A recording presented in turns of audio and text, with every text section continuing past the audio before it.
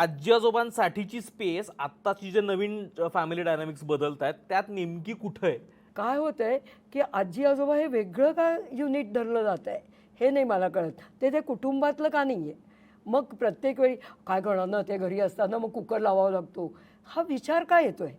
तो विचारच नाही पाहिजे. ते घरी आहेत, ते घरी राहत आहेत, मी बाहेर जेवायला जाणार आहे, तर त्यांच्यासाठी काहीतरी सोय करणं, ते म्हातारे आहेत म्हणून ही माझी जबाबदारी नाही आहे का? एक तर त्यांना तो कुटुंबाचा सदस्य म्हणून का नाही मानायचा? आणि दुसरी गोष्ट म्हणजे असं वाटतं की 3 महिने तू सांभाळायचेस, तर 3 महिने पुढचा 1 दिवस सुद्धा मी सांभाळणार नाहीये. त्यांना कोणी विचारलेलंच नाही आजी आजोबांना की तुम्हाला कुठे राहायला आवडेल किंवा तुम्हाला काय करायला आवडेल, हे प्रश्न कोणी विचारतही नाही. आता ही एक बाजू आहे, पण दुसरी बाजू आजी आजोबांची पण आहे की ते हेकट आहेत का? तर आहे. ते तेच तेच बोलतात का? तर ते बोलतात. ते हट्टीपणा करतात का? तर करतात. त्याला जबाबदारी हवी आहे का? तर बिलकुल नको आहे. म्हणजे त्यांना का म्हणलं तुम्ही नातवंडाला सांभाळा, तर ते म्हणलं आता नाही बाबा आमच्याशाने होणार. पण नातवंड नाही म्हणून रडतही बसतील.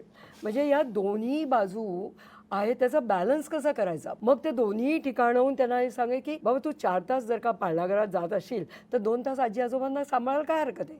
जेव्हा की ते सक्षम आहे, जेव्हा ते बरं करताय. ते 60-65 आजी आजोबा छान असतात, त्यांना काही प्रॉब्लेम नसतो. तर मग हा जो बॅलन्स करणं आहे ते खूप गरजेचं आहे.